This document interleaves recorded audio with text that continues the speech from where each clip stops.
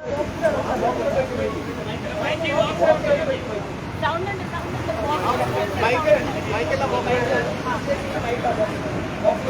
Minute wait ചെയ്തേ, mic വെച്ചോട്ടെ.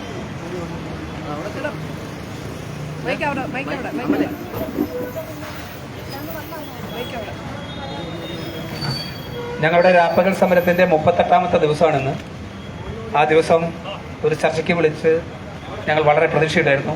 പ്രത്യേകിച്ചും നാളെ നമ്മുടെ അനിശ്ചിതകാല നിരാഹാര സമരം പ്രഖ്യാപിക്കുകയും അതിനുള്ള തയ്യാറെടുപ്പുകൾ നടന്നുകൊണ്ടിരിക്കുകയും ചെയ്യുന്ന ഒരു സന്ദർഭത്തിലാണ് ഏതാണ്ട് 1 മണിക്കൂർ ഇടവേളയ്ക്കാണ് ഒരു ചർച്ച ഉടനെ 12:30 ചർച്ചയ്ക്ക് വരണമെന്നാവശ്യപ്പെട്ട് ഞങ്ങൾ പോയത്. ഞങ്ങൾ 7 പേരുണ്ടായിരുന്നു.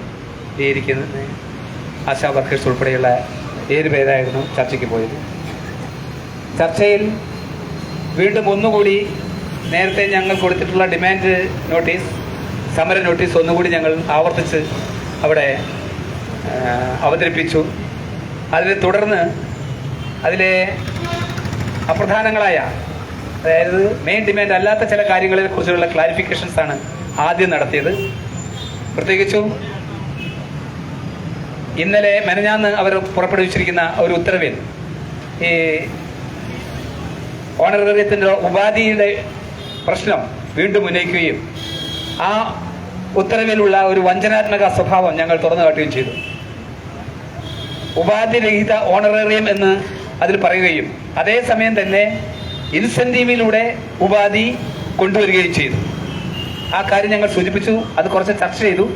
അവരുടെ ന്യായീകരണങ്ങൾ അവർ നിരത്തി ഞങ്ങളുടെ അഭിപ്രായത്തിൽ ഉറച്ചു നിൽക്കുകയും ചെയ്തു.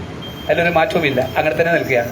അത് തികച്ചും വഞ്ചനാപരമായ ഒരു ഉത്തരവാണ് ഇറക്കിയിട്ടുള്ളത്.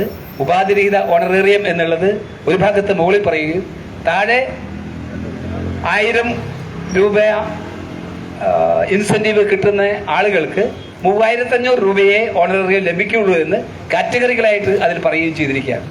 അതുകൊണ്ടൊരു വഞ്ചനാത്മക ഉത്തരവാണത് എന്ന് ഞങ്ങൾ അവിടെ സമർത്ഥിക്കുകയുണ്ടായി. പ്രധാന കാര്യങ്ങളിലേക്ക് വരാൻ വേണ്ടിയിട്ടാണ് ഞങ്ങൾ വീണ്ടും ചർച്ചയിലേക്ക് കടന്നു. പ്രധാന ഡിമാൻഡുകളായ 21,000 രൂപ ഓണറേറിയം വർദ്ധിപ്പിക്കണമെന്നും അതേപോലെ പിരിഞ്ഞു പോകുമ്പോൾ 5 ലക്ഷം രൂപ നൽകണമെന്നതും പെൻഷൻ സ്കീം ഏർപ്പെടുത്തണമെന്നതുമായ 3 കാര്യങ്ങൾ. ഈ കാര്യത്തിലേക്ക് ചർച്ചയിൽ പങ്കെടുത്ത അവരുടെ ഭാഗത്തുനിന്നുള്ള, തൊഴിലുടമയുടെ ഭാഗത്തുനിന്നുള്ള, NHMന്റെ ഭാഗത്തുനിന്നുള്ള ആർക്കും ഒന്നും പറയാനുണ്ടായിരുന്നില്ല. അത് വീണ്ടും കഴിഞ്ഞ പ്രാവശ്യം ചർച്ച നടത്തിയ മന്ത്രിയുമായി നടത്തിയിരിക്കുന്ന ചർച്ചയിൽ തന്നെ മന്ത്രി പറഞ്ഞ കാര്യം തന്നെ വീണ്ടും അവർ ആവർത്തിച്ചു. അത് ഗവൺമെന്റിന്റെ സാമ്പത്തിക പ്രശ്നവുമായിട്ട് ബന്ധപ്പെട്ടതാണ്, ധനകാര്യ വകുപ്പുമായിട്ട് ബന്ധപ്പെട്ടതാണ്, ഞങ്ങൾക്കിപ്പോഴൊന്നും പറയാനില്ല എന്ന കാര്യമാണ് വീണ്ടും ആവർത്തിച്ചത്. ഞങ്ങൾ ചോദിച്ചു, വീണ്ടും എന്തിനാണ് ഇങ്ങനൊരു ചർച്ചയ്ക്ക് പിന്നെ ഞങ്ങൾ വിളിച്ചിരിക്കുന്നത്? മന്ത്രിയുമായിട്ടുള്ള ചർച്ചയിൽ തന്നെ ഇക്കാര്യം ഞങ്ങൾ വ്യക്തമാക്കിയതാണ്.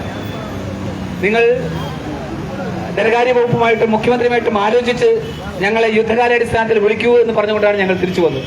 പക്ഷെ ദിവസം ഇത്രയുമായി 38 ദിവസമായി. പക്ഷെ അതിലൊരു മാറ്റവുമില്ല, അവിടെ തന്നെ നിൽക്കുകയാണ് ചെയ്യുന്നത്. വീണ്ടും ഞങ്ങൾ ധാരാളം കാര്യങ്ങൾ അങ്ങോട്ടും ഇങ്ങോട്ടും സംസാരിച്ചു. നമ്മുടെ കൂടെ വന്നിരിക്കുന്ന ആശാ പ്രവർത്തകർ അവരുടെ തൊഴിൽ സാഹചര്യവും അവരുടെ ജീവിത സാഹചര്യങ്ങളും എന്താണെന്ന് അവിടെ തുറന്നു കാണിച്ചു. അവർ പറഞ്ഞു കൊടുത്തു. അവർ പലരും പൊട്ടിക്കരഞ്ഞു. അവരുടെ അവസ്ഥകൾ ഓരോരുത്തരും പറഞ്ഞു. അതെല്ലാം കേട്ട് അവർ നിൽക്കുകയാണ് ചെയ്യുന്നത്. ഇതിലൊന്നും ഞങ്ങൾക്ക് അഭിപ്രായ വ്യത്യാസമില്ല എന്ന് പറഞ്ഞു. പിന്നെ എന്തിനാണ് അഭിപ്രായ വ്യത്യാസം? സാമ്പത്തിക പ്രശ്നമാണ്. ഞങ്ങൾ അവരോട് പറഞ്ഞു, സാമ്പത്തിക പ്രയാസം ഗവൺമെന്റ് നേരിടുന്നു എന്ന് ഞങ്ങൾ വിശ്വസിക്കുന്നില്ല. കാരണം ഞങ്ങളുടെ സമരം നടന്നുകൊണ്ടിരിക്കുക തന്നെയാണ്. തികച്ചും ആരും ആവശ്യപ്പെടാതെ അപ്രധാനമെന്ന് നമ്മൾ കരുതുന്ന വലിയ ശമ്പളം വാങ്ങുന്ന ആളുകൾക്ക് വരെ വാരിക്കോരി ഗവൺമെന്റ് PSC മെമ്പേഴ്സിന് ഉൾപ്പെടെയുള്ള ആളുകൾക്ക് പിന്നെ ശമ്പളം കൂട്ടിക്കൊടുത്തിരിക്കുന്നത്. അതിൽ തന്നെ അത് വ്യക്തമാണ്. ഒരു പാഠം നൽകുന്ന രീതിയിലാണ് അത് നൽകിയിരിക്കുന്നത്. നിങ്ങൾക്ക് തരാൻ ഞങ്ങളുടെ കയ്യിൽ കഴിച്ചില്ല, പക്ഷെ ഞങ്ങൾ കൊടുക്കേണ്ടത് ഞങ്ങൾ ആഗ്രഹിക്കുന്ന ആളുകൾക്ക് വാരിക്കോരി കൊടുക്കും എന്നുള്ളത് സന്ദേശം നൽകുന്ന രീതിയിലാണ് ഈ സമരം നടക്കുന്ന സന്ദർഭത്തിൽ തന്നെ ഇത്രയും വലിയ തുക ഗവൺമെന്റ് കൊടുത്തിട്ടുള്ളത്. അതുകൊണ്ട് സാമ്പത്തിക പ്രയാസം ഇനിയും ഞങ്ങളോട് പറയേണ്ട ആവശ്യമേ ഇല്ല. ഞങ്ങൾക്കത് വിശ്വസനീയമല്ല. ഞങ്ങൾ ആവശ്യപ്പെട്ടിരിക്കുന്ന ഇതാണ്, ഈ 233 രൂപയ്ക്ക് ഒരു ദിവസം പണിയെടുക്കണമെന്ന കർശന ബുദ്ധിയോടെയുള്ള ഗവൺമെന്റിന്റെ നീക്കം അവസാനിപ്പിക്കണം. ഇത് മാറ്റണം. ഗവൺമെന്റ് വരുമ്പോൾ അവരുടെ കഴിഞ്ഞ തെരഞ്ഞെടുപ്പ് മാനിഫെസ്റ്റോയിൽ പറഞ്ഞിട്ടുള്ള പോലെ ആശാ വർക്കേഴ്സ് ഉൾപ്പെടെയുള്ള സ്കീം വർക്കേഴ്സിന് 700 രൂപ മിനിമം വേതനം നൽകുമെന്ന ആ വാഗ്ദാനമാണ് ഞങ്ങൾ മുന്നോട്ട് വെച്ചിരിക്കുന്നത്. അത് നിങ്ങൾ നടപ്പിലാക്കണമെന്ന് വീണ്ടും ഞങ്ങൾ അടിവരയിട്ട് അവിടെ പറയുകയുണ്ടായി. അവർ നിസ്സഹായ അവസ്ഥയിലാണ് അവർ നിന്നത്. പക്ഷെ ഒരു കാര്യമുണ്ടായി. അവസാനം പറഞ്ഞിരിക്കുന്നത്, നിങ്ങൾ ഇപ്പോൾ പറഞ്ഞ കാര്യം ഞങ്ങൾ ഗവൺമെന്റിന്റെ ശ്രദ്ധയിൽപ്പെടുത്താൻ മന്ത്രിതലത്തിൽ ഒരു ചർച്ചയ്ക്കുള്ള സാധ്യത ഉണ്ടോ എന്ന് വീണ്ടും ഞങ്ങൾ നോക്കാം, അതിനുവേണ്ടി ഞങ്ങൾ റിക്വസ്റ്റ് ചെയ്യാമെന്ന് പറഞ്ഞു. ഞങ്ങൾ അതിനെ സ്വീകരിച്ചിട്ടുള്ളൂ. നിങ്ങൾ അങ്ങനെ തീർച്ചയായിട്ടും അങ്ങനെ റിക്വസ്റ്റ് ചെയ്യുകയും അത്തരമൊരു ചർച്ചയിലേക്ക് തന്നെ പോകണം. പക്ഷെ ഒരു കാര്യം വീണ്ടും ഞങ്ങൾ വ്യക്തമാക്കി, വീണ്ടും ഇതേ കാര്യങ്ങൾ തന്നെയാണ് ആവർത്തിക്കുന്നതെങ്കിൽ അത്തരം ഒരു ചർച്ചയുടെ കൊണ്ട് ഒരു ഫലവുമില്ല. അതുകൊണ്ട് ഇത് ആവർത്തിക്കാനാവരുത് ഒരു ചർച്ച എന്ന് ഞങ്ങളുടെ ആഗ്രഹം ഞങ്ങൾ അവിടെ പ്രകടിപ്പിച്ചുകൊണ്ടാണ് തിരിച്ചു പോകുന്നത്. ബാക്കി കാര്യങ്ങൾ മിനി പറയും. സമരം തുടരുമെന്ന് ഞങ്ങളിവിടെ പ്രഖ്യാപിച്ചു തന്നെയാണ് പോകുന്നത്. സമരം അവസാനിപ്പിക്കണമെന്ന് ഡയറക്ടർ അടക്കം നിരവധി തവണ ആവശ്യപ്പെട്ടു. അവർ നമ്മളോട് റിക്വസ്റ്റ് ചെയ്യുകയാണ്, നിങ്ങൾ സമരം തൽക്കാലം അവസാനിപ്പിക്കണം. സ്റ്റേറ്റിൻ്റെ ചുമതലയുള്ള മറ്റൊരു ഉദ്യോഗസ്ഥൻ പറഞ്ഞത്, നിങ്ങൾക്ക് ഇപ്പോൾ തൽക്കാലം അവസാനിപ്പിച്ച് ഇപ്പോൾ കിട്ടിയതൊക്കെ, അതായത് ഈ ഓണറേറിയത്തിൻ്റെ നിബന്ധനയൊക്കെ എടുത്തു കളഞ്ഞല്ലോ വളരെ പോസിറ്റീവായിട്ട്, അപ്പോൾ ഇപ്പോൾ കിട്ടിയത് കൊണ്ട് നിങ്ങൾ പോയിട്ട് പിന്നീട് തൃപ്തി അല്ലെങ്കിൽ നിങ്ങൾക്ക് വീണ്ടും വരാമല്ലോ എന്നാണ് ചോദിക്കുന്നത്. ഞങ്ങൾ പറഞ്ഞു, അങ്ങനെ ഞങ്ങൾ ഉദ്ദേശിച്ചിട്ടില്ല. ഞങ്ങൾ വന്നു, 38 ദിവസമായി ഈ ലോകം മുഴുവൻ ഞങ്ങളെ പിന്തുണച്ചുകൊണ്ട് ഞങ്ങളോടൊപ്പമുണ്ട്. അതുകൊണ്ട് ഈ സമരവുമായി ഞങ്ങൾ മുന്നോട്ട് പോകും. നാളെ മുതൽ ആരംഭിക്കുന്ന അനിശ്ചിതകാല നിരാഹാര സമരം അതിശക്തമായി തന്നെ ഞങ്ങൾ തുടരുമെന്ന് പ്രഖ്യാപിച്ചിട്ടാണ് പോന്നിരിക്കുന്നത്.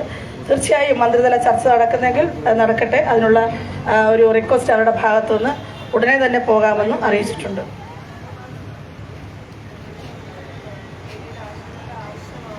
അതെ, അവർ ഒരു ആവശ്യം പറഞ്ഞു, നിങ്ങൾ 1 മാസമായി ഫീൽഡിൽ നിന്ന് വിട്ടു നിൽക്കുകയാണ്, അതുകൊണ്ട് ആശാ വർക്കർമാർ അത്യാവശ്യമാണെന്ന് പറഞ്ഞു.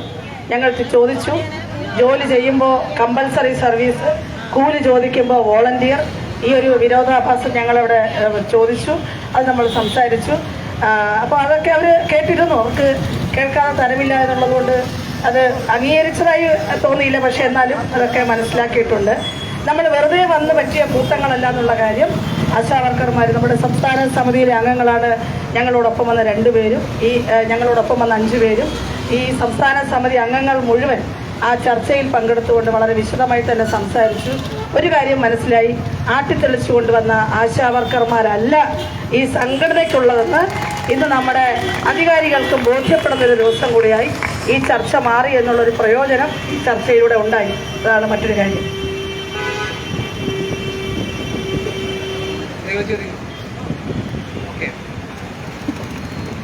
അപ്പം നാളെ രാവിലെ 11 മണിക്ക് നമുക്ക് നമ്മുടെ അനിശ്ചിതകാല നിരാഹാര സമരം ആരംഭിക്കും. ആശാ ഹെൽത്ത് വർക്കേഴ്സ് അസോസിയേഷൻ സിന്ദാബാദ്.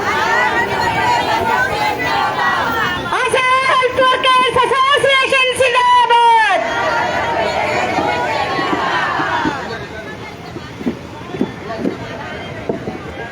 ആശാ ഹെൽത്ത് വർക്കേഴ്സ് അസോസിയേഷൻ സിന്ദാബാദ്.